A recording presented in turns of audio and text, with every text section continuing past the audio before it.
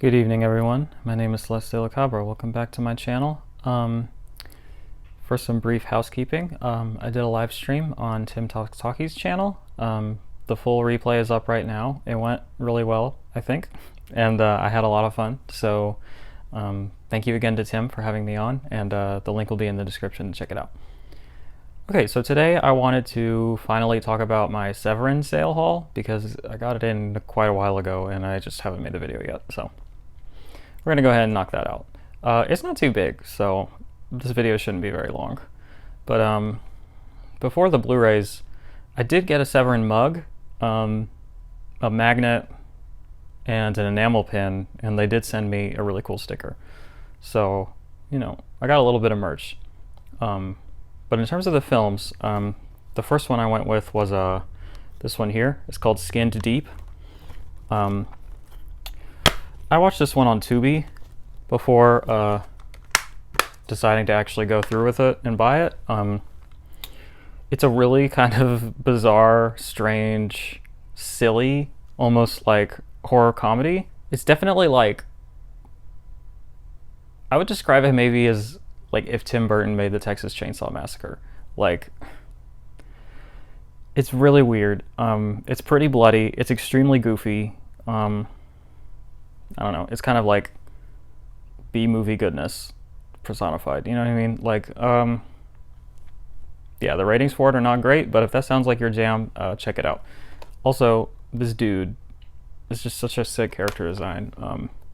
Looks like a member of Slipknot or something, so that's fun. Next is one called Satan's Slave. I'm going to try to go into this without spoiling it.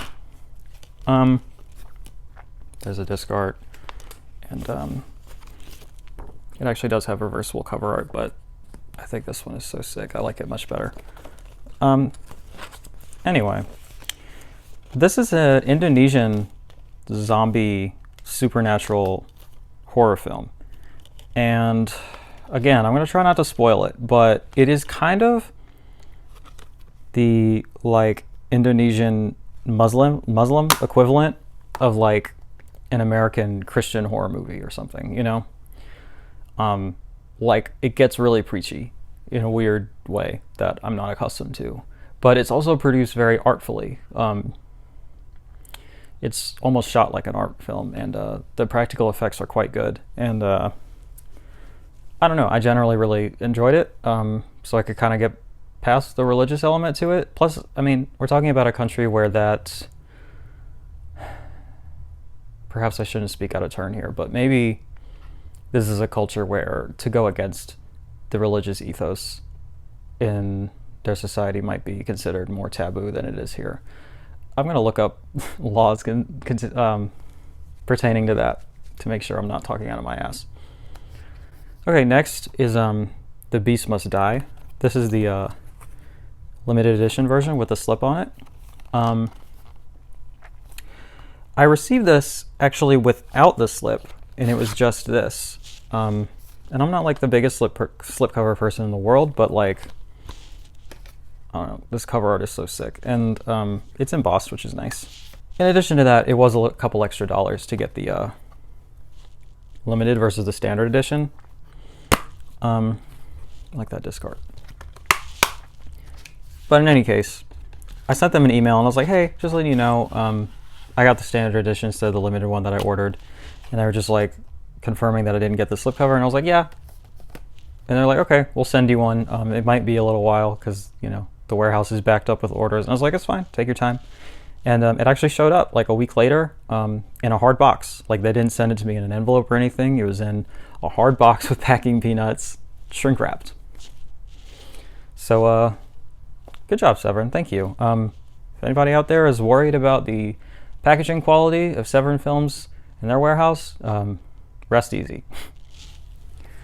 And then finally, of the single, just like regular Blu-rays that I got, is it's called All or Nothing. It's a film by Mike Leigh. This was such a weird one for them to have announced and put out. This is very much like something that should be in the Criterion Collection, you know, because there's already several Mike Leigh films in the Criterion Collection, and I think this, now I haven't seen enough of his films, but of the ones that I've seen, this one is my favorite. Timothy Spall gives an amazing performance in this, as does really everybody. It's just, there's something about his writing where he just writes such good human characters. Like, these are real people with real issues.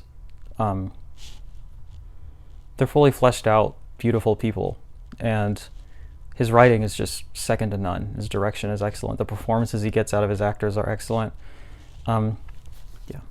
If you've never seen any of his films, I think this is as good a place to start as any. I mean, it's just so good. I love it so much. It would probably make like my top 100, top 200 films of all time, something like that.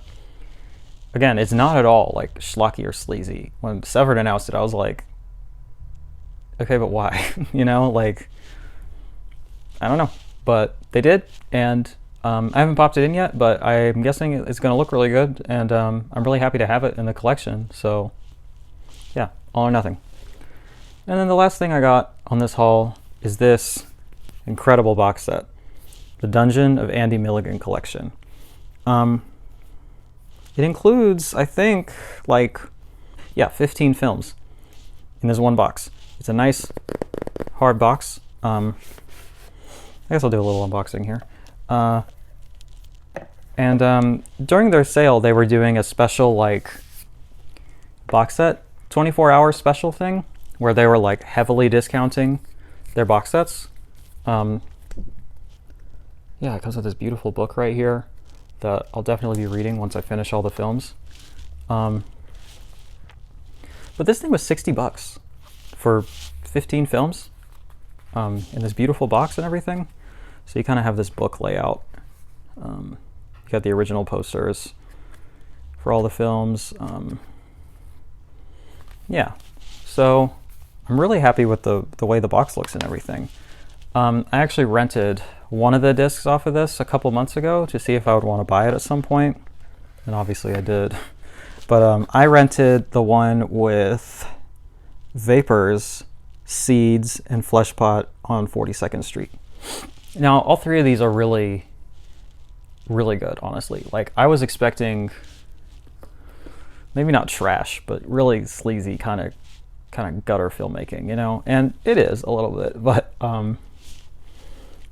Andy Milligan was a gay man, and there is a very, very clear queer sensibility to his work and his films and his writing and his direction and everything. Fleshpot was especially a little bit problematic. There's a character in it that has a really awful catchphrase that really took me out of the mood of the film, but Seeds was just like this.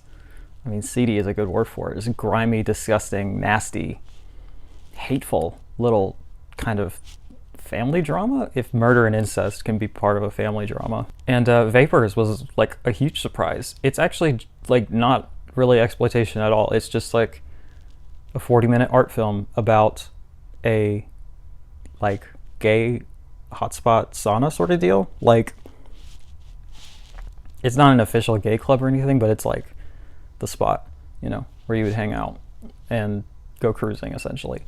And it's just kind of a psychological profile of two men having a conversation, and I found it really profound and beautifully photographed, and I'm really glad that somebody put it out. So yeah, check out Andy Milligan and support Severin. That's it. That's all I got in the sale. So quick video, just going through it, talking about it. So links are in the description if you want to follow me on Letterboxd or Instagram.